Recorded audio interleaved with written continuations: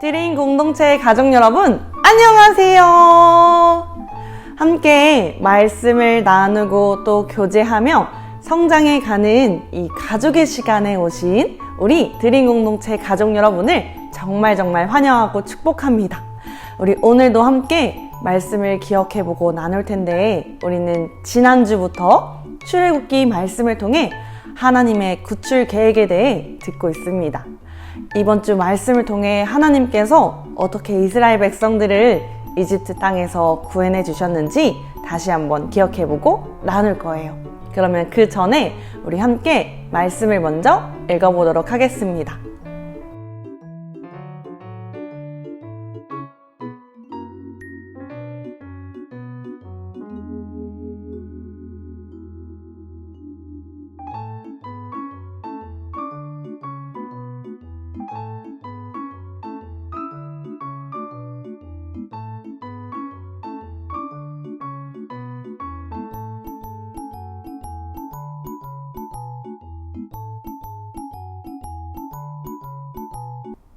지난주 우리는 말씀을 통해 하나님께서 모세를 구하셨다는 사실을 들었어요.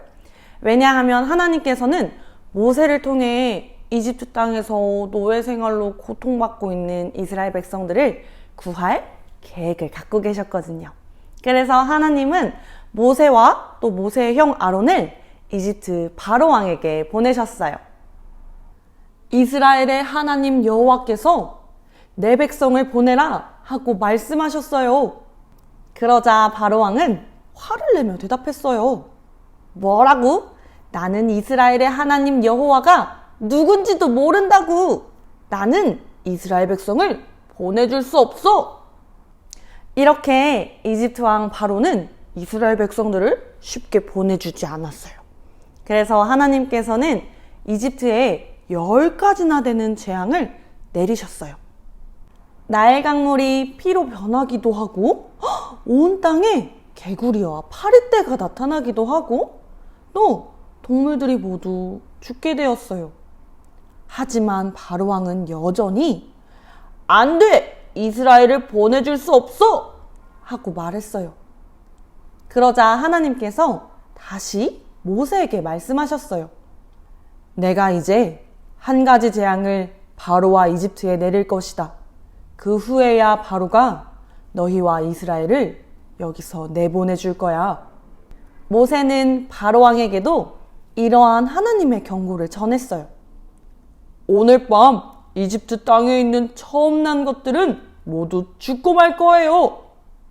그럼에도 바로 왕은 여전히 모세의 말을, 하나님의 말씀을 무시했어요. 그래서 결국 이집트 땅에 하나님의 마지막 10번째 재앙이 시작되었어요. 그날 밤에 이집트에 처음 난 모든 것들, 동물들과 첫째 아들들이 모두 죽게 되었답니다. 하지만 하나님의 말씀대로 행했던 이스라엘 백성들은 하나님의 재앙을 피할 수 있었어요. 이스라엘 백성들은 하나님의 명령대로 양을 잡아 양의 피를 문틀에 발랐거든요. 그래서 하나님이 그 피를 보시고는 이 집은 이스라엘 백성의 집이구나 하고 그 집을 넘어가셨어요. 하지만 이집트에는 재앙과 슬픔이 가득했어요.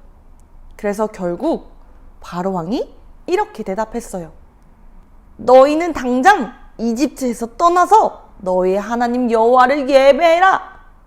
이렇게 이스라엘 백성은 하나님의 계획대로 이집트를 탈출할 수 있었답니다. 드림 공동체 가족 여러분, 하나님께서는 이렇게 자신이 진짜 하나님, 오직 한 분이신 하나님이심을 10가지 재앙을 통해 이집트 사람들에게 보여주셨어요. 그리고 자신의 계획대로 이스라엘 백성들을 이집트에서 구해내셨지요. 이렇게 하나님은 자신의 계획을 이루어 가시는 분이시랍니다. 그런데 하나님의 계획은 아주 옛날 이스라엘 백성들에게만 갖고 계신 건 아니에요. 하나님은 지금도 여전히 온 세상과 또 우리 가족을 향한 구원의 계획을 갖고 계신답니다.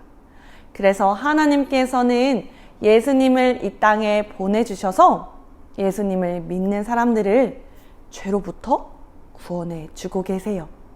하나님은 그 계획을 지금도 이루어 가고 계신답니다.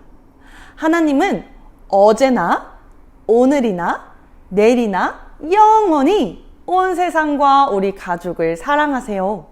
그리고 우리를 구원해 주신답니다. 그러니 우리 드림 공동체 가족 여러분, 우리를 사랑하시고 우리를 구원해 주시는 하나님, 또 이 땅에 오셔서 우리와 함께 하시는 그 예수님을 믿고 따르며 예배하는 드림 공동체 가족 여러분이 되기를 축복합니다. 그럼 우리 들은 말씀을 기억하며 가족들과 함께 이야기 나눠볼까요?